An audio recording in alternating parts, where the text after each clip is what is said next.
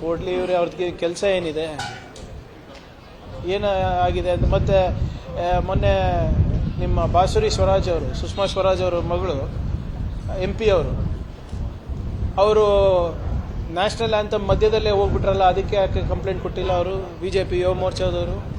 ಇವ್ರ ಹತ್ರ ನಮಗೆ ದೇಶಭಕ್ತಿ ಸರ್ಟಿಫಿಕೇಟ್ ಬೇಕಾಗಿಲ್ಲ ಅಪ್ಪ. ಯಾರು ದೇಶಕ್ಕೆ ಹೋರಾಟ ಮಾಡಿಲ್ಲ, ಯಾವ ಸಂಸ್ಥೆಗಳು ನಮ್ಮ ಬಾವುಟ 52 ವರ್ಷ ಹಾರಿಸೇ ಇಲ್ಲ, ಅವರಿಂದ ನಮಗೆ ಕಲಿಯೋದು ಏನೂ ಇಲ್ಲ.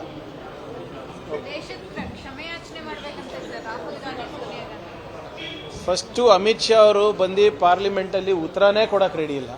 ಈಗಾನ ಬಂದು ಪಬ್ಲಿಕ್ ಮುಂದೆನ ಉತ್ತರ ಕೊಡಲಿ. ಯಾಕೆ ವಿದ್ಯಾರ್ಥಿಗಳ ಮೇಲೆ ಅವರು ಹಲ್ಲೆ ನಡೆಸಿದ್ರು, ಯಾಕೆ ಟಿಯರ್ ಗ್ಯಾಸ್ ಹಾಕಿದ್ರು, ಯಾಕೆ ಪೆಲೆಟ್ ಗನ್ ಯೂಸ್ ಮಾಡಿದ್ರು, ಯಾಕೆ ಬಿಹಾರ್ನಲ್ಲಿ AK-47 ವಿದ್ಯಾರ್ಥಿಗಳಿಗೆ ತೋರಿಸೋದು, ಅವ್ರು ಕೆಲಸ ಮಾಡೋಕ್ಕೆ ಹೇಳಿ ಫಸ್ಟು. ಸುಮ್ಮನೆ ಇರಲಾರ್ದ ವಿಷಯಗಳೆಲ್ಲ ಇವರು ಅಟೆನ್ಷನ್ ಡೈವರ್ಷನ್ಗೆ ಅಷ್ಟೇ ಇದು ಮಾಡ್ತಾ ಇರೋದೇ ಹೊರತು ಇದರಲ್ಲಿ ಯಾವುದೇ ರೀತಿಯಾದಂಥ ಸಬ್ಸ್ಟೆನ್ಸ್ ಇಲ್ಲ ಅವ್ರ ಹತ್ರ. Thank you.